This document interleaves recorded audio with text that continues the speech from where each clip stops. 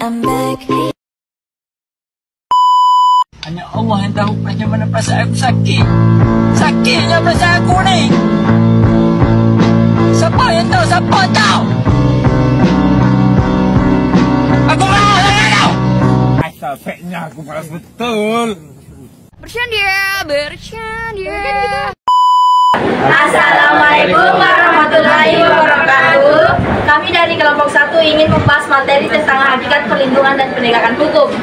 Menurut Andi Hamzah, perlindungan hukum adalah daya upaya yang dilakukan secara sadar oleh setiap orang maupun lembaga pemerintah swasta yang bertujuan mengusahakan pengamanan pengusahaan dan pemenuhan kesejahteraan hidup sesuai dengan hak-hak asasi yang ada.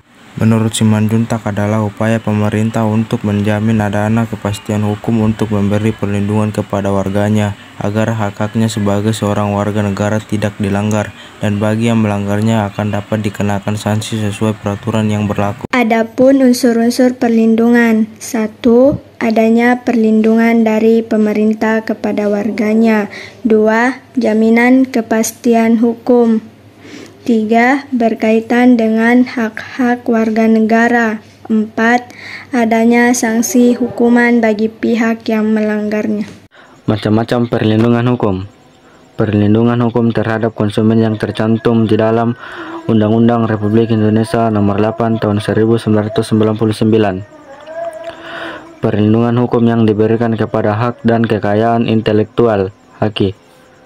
Perlindungan hukum terhadap tersangka. Pengertian penegakan hukum.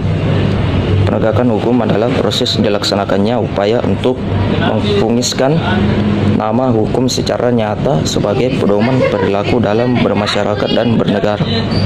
Penegakan hukum dibagi menjadi dua, yaitu 1. Berdasarkan objeknya dalam arti sempit dan dalam arti luas. 2. Berdasarkan subjeknya, penegakan hukum dalam arti luas dan penegakan hukum dalam arti sempit. Dasar Hukum Perlindungan dan Penegakan Hukum. Pasal 27 ayat 1 Undang-Undang 1945. 2. Pasal 28D ayat 1 Undang-Undang 1945.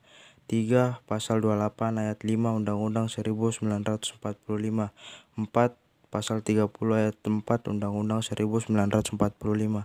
5. Pasal 24 ayat 1 Undang-Undang 1945. Pentingnya penegakan hukum dan perlindungan hukum. 1. Tegakkan supremasi hukum. 2. Tegaknya keadilan. 3.